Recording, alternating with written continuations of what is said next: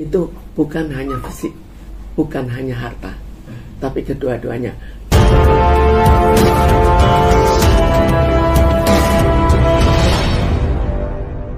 Terima kasih rekan-rekan semuanya. Pada pagi hari ini Senin 29 ya. Tanggal berapa sekarang? 24 ya. 24 Juli 2023 hadir memenuhi undangan klarifikasi klien kami Mintarsi. Oleh karena itu perlu kami jelaskan bahwa pada pagi hari ini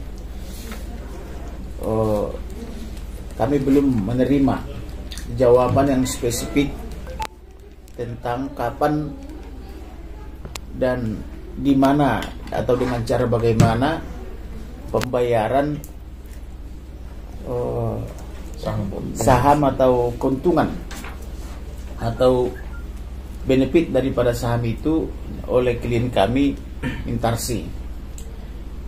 Perlu saya ingatkan kembali pada 2021 ya. 2001 yang lalu Mintarsi selaku pemegang saham CP ya, CP Lestiani, dan kemudian dia juga pemegang saham PT Bluebird. Di CP Lestiani dia pemegang saham 33,33%. Jadi saham itu dibagi 3 bersaudara. Nah, salah satu saudaranya itu adalah Ibu Mintarsi, ditambah yang 2 lagi. Demikian juga saham PT Bluebird, ada dia punya saham 15% ya, 15% di saham itu ya.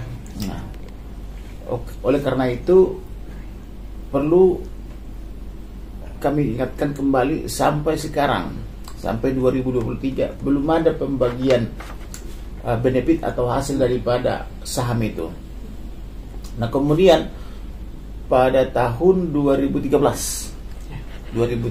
ibu ini diundang selaku pemegang saham, tetapi ketika itu ada keributan ya, salah satu nenek-nenek yang sudah berusia 70 kurang lebih 70 tahun ya. Itu kejadian 2001 nenek. 2001 ya. Dipukul. Jadi oleh karena itu tidak bagus dilihat oleh ibu ini. Nah, begitulah perjalanan saham daripada ibu ini sehingga 23 tahun ya. Tidak jelas pembagian keuntungannya, tidak jelas juga mengenai pembagian ya maupun penyertaannya. Oleh karena itu kami peringatkan untuk yang terakhir kali sebelum kami membuat laporan polisi bahwa saham ibu ini harusnya ada. Perlu kami ingatkan kembali, kami telah mensumir atau mensomasi Bapak Notaris Makahanap SP SHMKN atau SPN SHMKN ya atau SPN itu, di mana Bapak Makahanap menjawab, waduh, andaikan saya tahu ini ibu belum dibayar, saya tidak akan membuatkan ini. Jadi rupanya Notaris Makahanap ini dijumpai oleh pemegang saham 2 orang lagi di luar daripada ibu ini. Maka bapak itu pun menyatakan menyesal dan telah meralat rilis atau akta. Nah, karena dia meralat aktanya, maka diberikan kepada kami. Nah, oleh karena itu supaya lebih tepat jawabannya itu, saya surati lagi beliau supaya beliau menjawab di kop suratnya, di kop surat daripada notaris. Maka dia telah menjawab di kop suratnya, sehingga ada 2 surat yang kami terima, satu di kantor kami, satu di kantor notaris. Sama halnya notaris ini juga ada kurang lebih 3 kali atau 2 kali itu kami surati baru berani menjawab. Dan demikian juga dengan notaris yang satu lagi,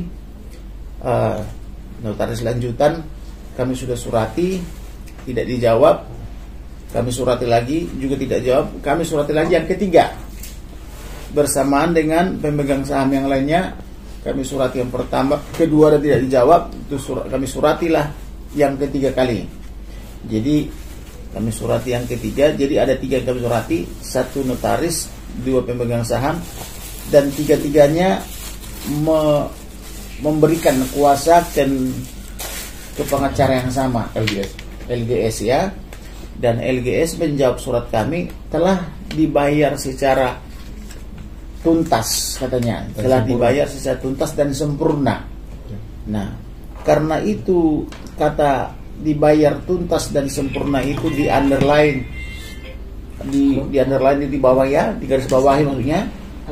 Demikian juga perkataannya selain di underline juga di bold. Nah, maka kami menanyakan apa maksudnya dibayar tuntas dan sempurna itu.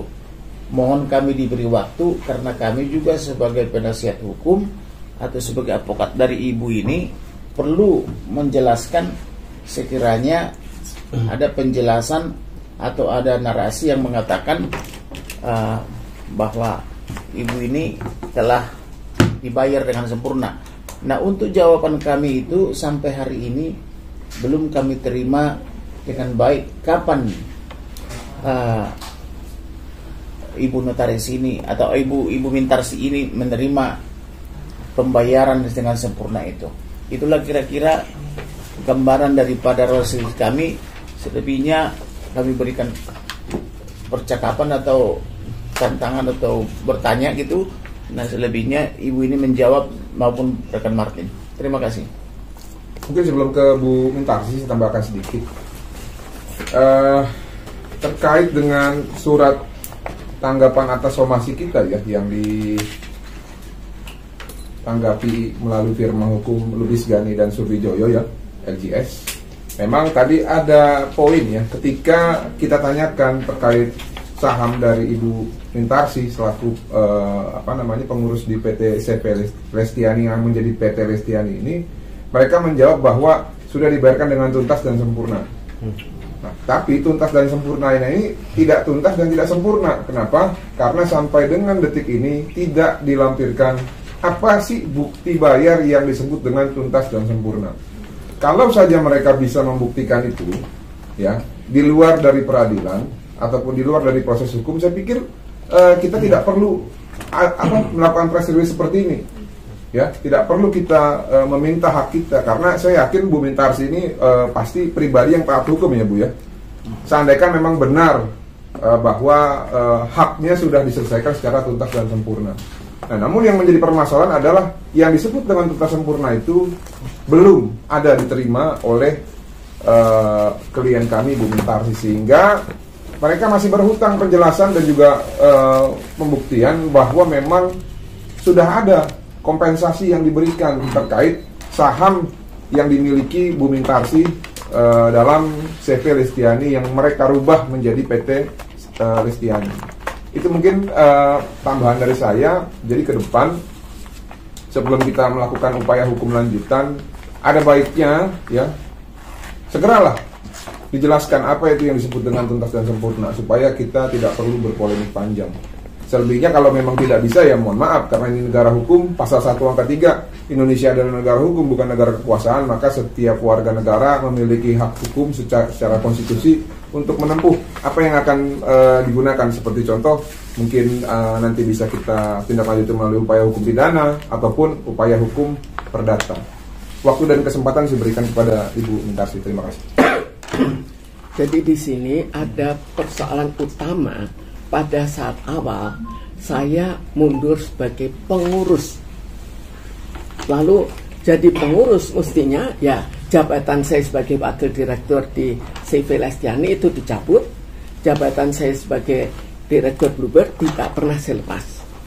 Jadi itu saya tetap pada saat itu sebagai direktur PT Bluebird Taksi. Sekarang kita lihat apa yang terjadi. saya kan mundur sebagai pengurus. Kenapa kok harus dilakukan pembayaran? Sekarang kita kembalikan secara undang-undang. Jadi di sini apakah betul jika kita harus keluar sebagai direktur, artinya seluruh saham kita ikut diambil?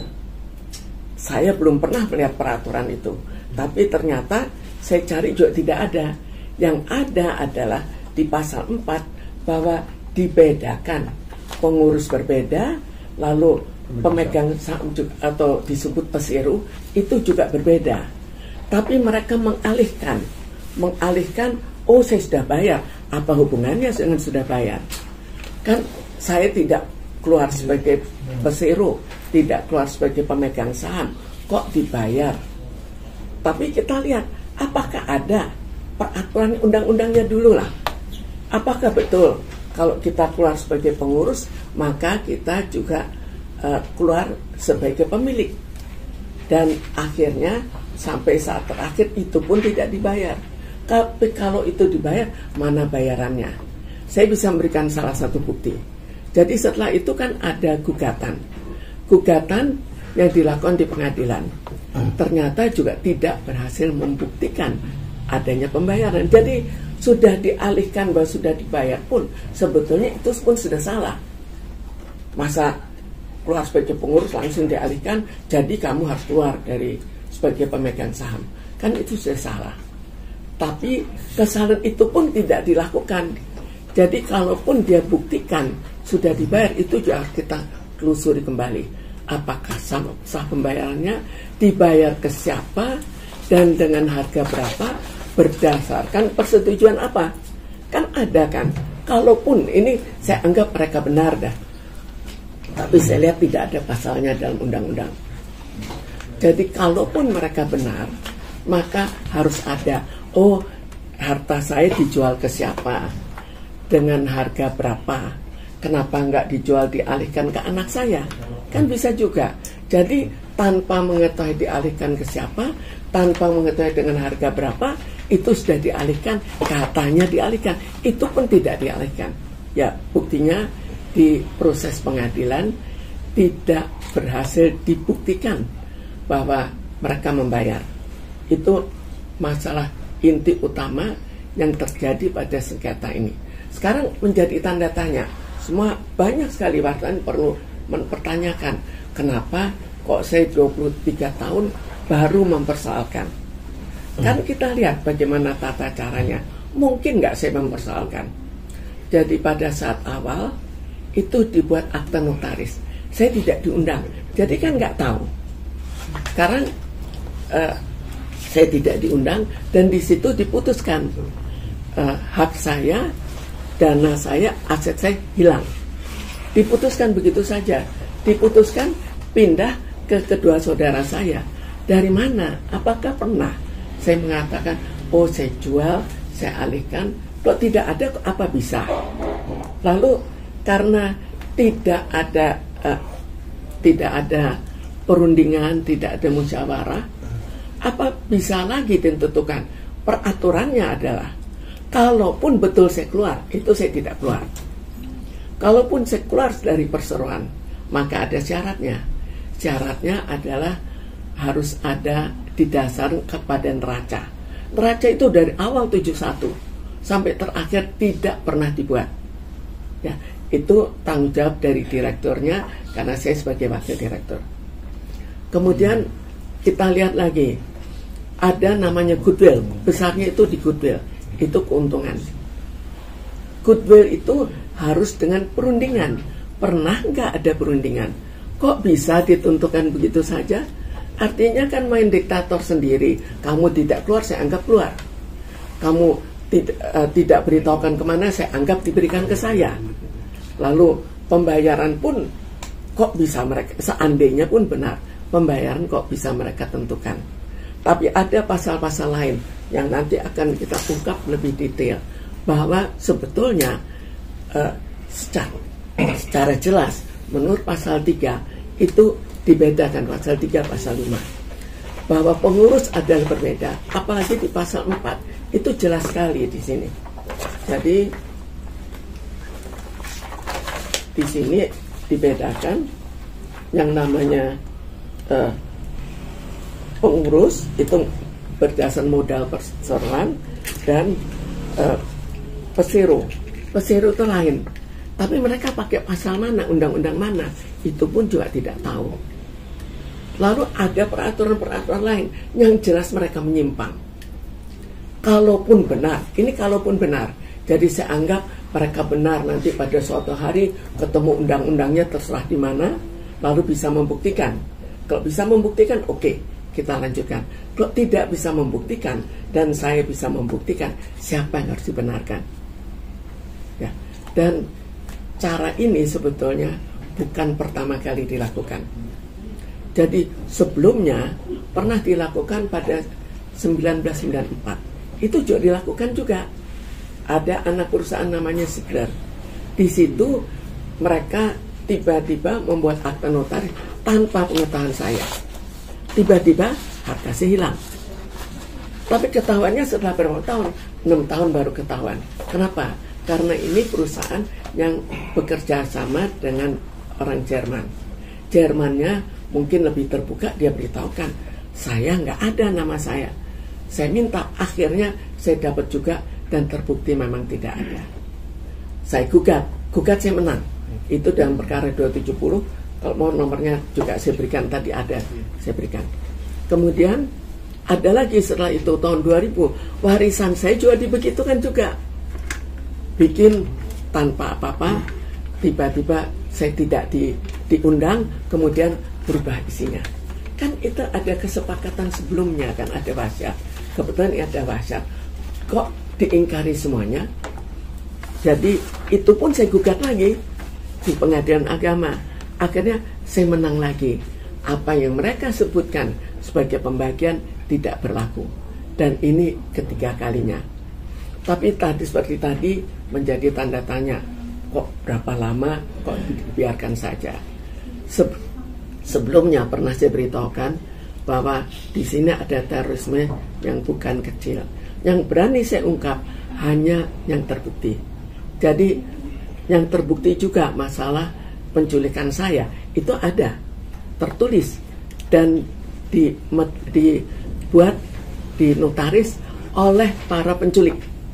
Mereka membuat pernyataan, bahkan mereka membuat apa yang harus dilakukan terhadap saya, apa perintah ke mereka. Lalu yang waktu itu belum saya kemukakan pada saat press conference yang lalu, ada beberapa hal.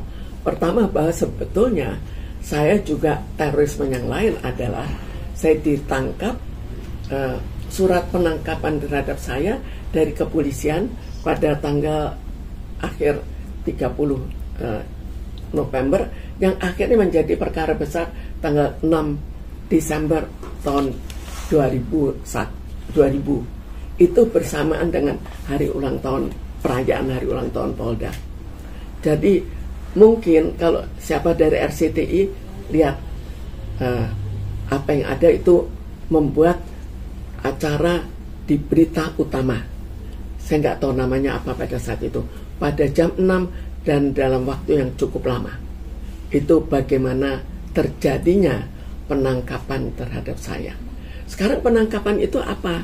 Perbuatan tidak menyenangkan. Kita perlu tanya Pak Kamarudin, apa boleh perbuatan tidak menyenangkan? Kita ditangkap, surat penangkapan langsung, penggeledahan pakaian, rumah dan badan. Tapi di balik itu ada isu-isu yang saya dengar dari tetangga yang tidak bisa saya kemukakan karena tidak ada bukti. Nanti saya malah kena undang-undang ITE. Kemudian ada lagi pada tahun 2013 itu kenapa terungkap 2013? 2013 itu dulu PT Bluebird Taxi mungkin tidak pernah ada menyangka perusahaan yang begitu besar, begitu megah tidak menyesuaikan dengan undang-undang perseroan terbatas. Jadi karena tidak disesuaikan tidak ada hukumnya. Tidak ada bahwa harus membuat rapat umum pemegang saham tahunan. Tidak ada harus membuat rapat harus menunjukkan laporan keuangan tahunan. Itu juga tidak ada. Maka tidak pernah ketahuan. Ketahuannya kenapa? tahun 2013 tiba-tiba mereka mau jual saham ke masyarakat. Di situ terpaksa disesuaikan dengan undang-undang. Dan dari situ saya kaget juga, saya diundang, saya memberanikan diundang rapat umum pemegang saham. Saya dengan rasa ya setengah takut setengah berani, saya beranikan diri untuk datang. Yang terjadi apa? Absensi, 2 kali absensi. Mereka paksakan saya absensi, tapi memang absensi hadir. Tapi mungkin yang keduanya mereka rubah, nggak tahu juga. Tapi yang jelas absensi itu ada. Tapi yang terjadi apa?